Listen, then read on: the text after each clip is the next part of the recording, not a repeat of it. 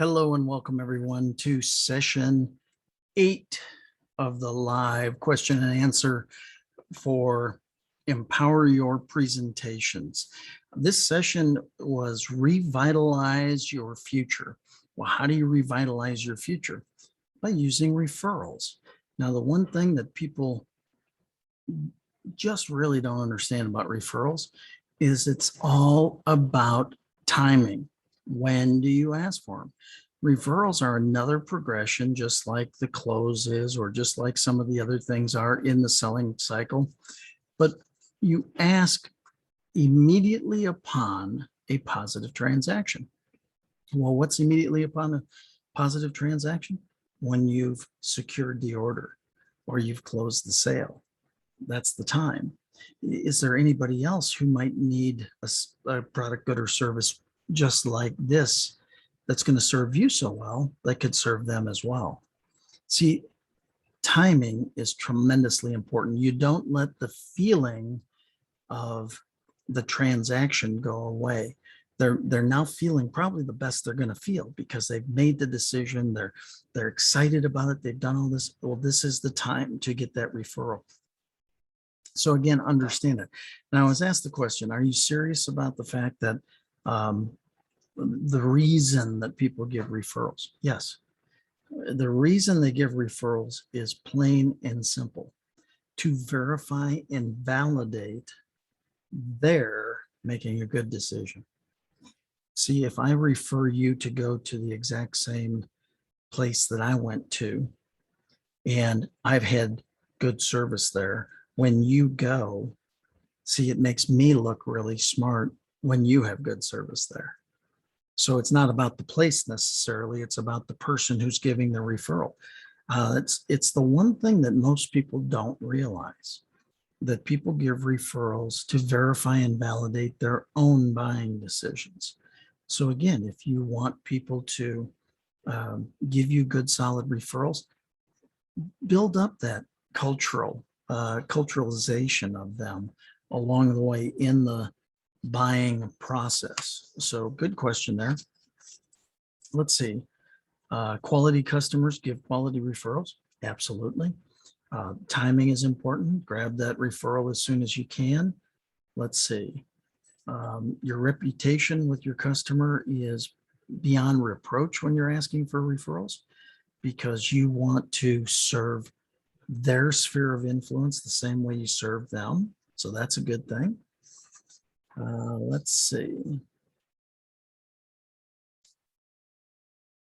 I'm just going through the notes to see if there's anything.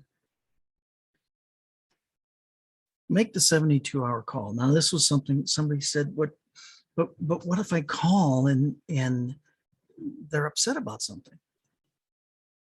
What if you don't call and they're still upset about something? See, an unearthed objection or a problem that you don't address is still a problem. And so if you call them and say, hey, I just wanted to check, wanted to make sure that you're excited about the product, good, or service that you purchased from us, and wanted to make sure that you're already up and using it.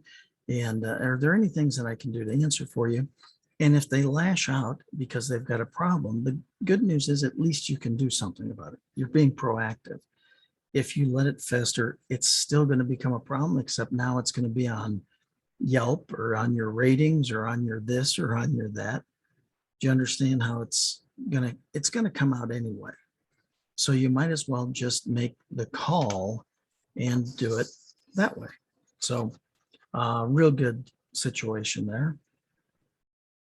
The 30-day call, I think the 30-day call is another one because it allows you to touch base. It allows you to get another touch in with them and understand that you can still be of service to them going forward when you do that. So one of the best, if not the best, 2-question survey that I've ever heard, and we use it a fair amount in workshops especially, is on a scale of 1 to 10, 1 being the lowest, 10 being the highest, how would you rate our ...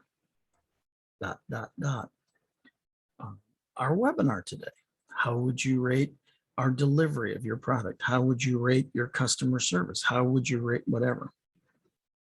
And if it's anything other than a 10, what would make it a 10? Anything other than a 10, what would make it a 10? We were doing a workshop one day, and the people said, I think it was about a 7. And so we said, well, if it's anything other than a 10, we'd like to know what would make it a 10. And they said if it was just warmer in the conference room, it was so cold we couldn't concentrate. So it wasn't about the content of the event or anything like that. It became about the temperature of the event. Totally different thing to work on going forward. Again, 2 questions, very easy. On a scale of 1 to 10, 1 being the lowest, 10 being the highest, how would you rate our ... whatever the dot is? And then if it's anything other than a 10, what would make it a 10? That's the piece of information you really want to take back and you really want to work on.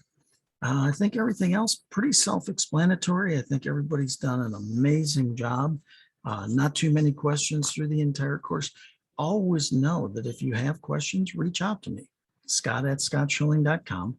Want to work with you to lift you up and help you along the process.